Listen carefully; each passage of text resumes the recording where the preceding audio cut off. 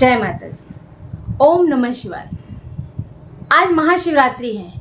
महाशिवरात्रि पर आप सब ने शिव पूजा तो जरूर की होगी, लेकिन क्या आप सभी ने शिव भगवान को ध्यान से देखा, उनकी पूजा की सामग्री को ध्यान से देखा, उनके जो भी प्रतीक हैं जो भगवान शिव को अत्यंत प्रिय हैं, उनके बारे में आप क्या सोचते हैं और उसके बारे में आप क्या जानते हैं, कैसे उनकी व्याख्या करके हम शिव के और निकट पहुंच सकते हैं, कैसे हम उनसे अपनी समीपता बढ़ा सकते हैं, आज मैं आपसे यही बात करने वाली हूँ। आप जानते हैं कि भगवान शिव की पूजा बेलपत्र के बिना अधूरी मानी जाती है। तो बेलपत्र क्या कहता है और बेलपत्र से हम क्या सीखते हैं? बेलपत्र की जो तीनों पत्तियां होती हैं वह भगवान ब्रह्मा, विष्णु और महेश का प्रतीक है। भगवान शिव की जो दोनों आँखें हैं वो भौतिक जगत को देखती हैं, यानी भौतिकता की प्रतीक हैं। लेकिन जो उनकी तीसरी आँख है वो अंतर्मुखता, बोध, आत्म साक्षात्कार, ज्ञान और संतुलन का प्रतीक है।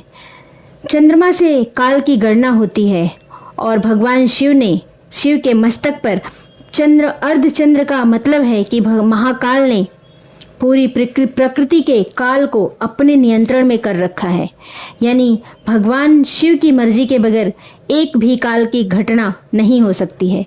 नंदी भगवान शिव का वाहन, वो स्थिरता, एकाग्रता और घोर प्रतीक्षा का प्रतीक है। भगवान शिव का त्रिशूल 3 का प्रतीक है, जिससे कि सत्व, रज, तमो, गुण का प्रतिनिधित्व किया करते हैं। इनसे हम इलेक्ट्रॉन, प्रोटॉन, न्यूट्रॉन देखा जाता है। शरीर में हमारी 3 नाड़ियाँ, इड़ा, पिंगला और सुषुम्ना है, यह भी भगवान शिव के त्रिशूल से देखी जाती हैं। और हमारे जीवन के 3 दुख, दैहिक, दैविक और भौतिक तापों का नाश भी करने वाला होता है।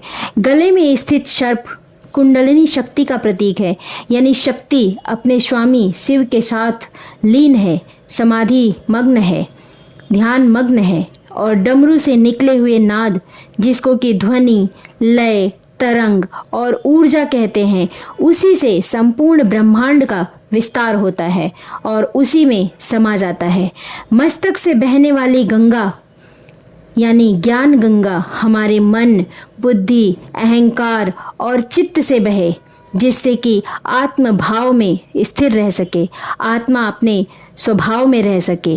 नीलकंठ भगवान शिव का नीलकंठी होना, और उस घटना को अगर आप जानते हैं तो आपको पता होगा कि अगर किसी शुभता के लिए अशुभ को धारण करना पड़े तो वह कर लेना चाहिए, क्योंकि भगवान ने इस सृष्टि को बचाने के लिए विष को अपने गले में धारण किया था। भूत प्रेत साथ होने का प्रतीक है कि नकारात्मक शक्तियों को अपने वश में करो, उनसे भी प्रेम करो, द्वेष नहीं। अगर आप उनसे प्रेम करते हैं, उनसे समभाव रखते हैं, तो आप उनके भी स्वामी बन सकते हैं।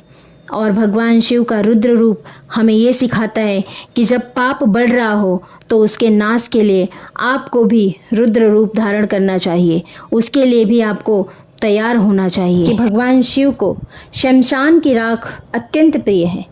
शमशान की राख मृत्यु को साक्षात करने का प्रतीक है। इसका मतलब है कि जीवन भगवान शिव से शुरू होता है तो मृत्यु भी भगवान शिव से ही होती है।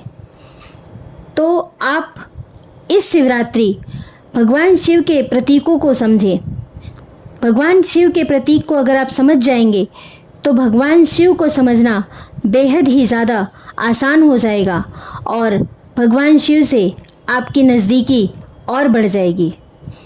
तो आज के लिए बस इतना ही। माता रानी आप सबको सुखी रखें, स्वस्थ रखें, मस्त रखें। जय माता जी। ओम नमः शिवाय।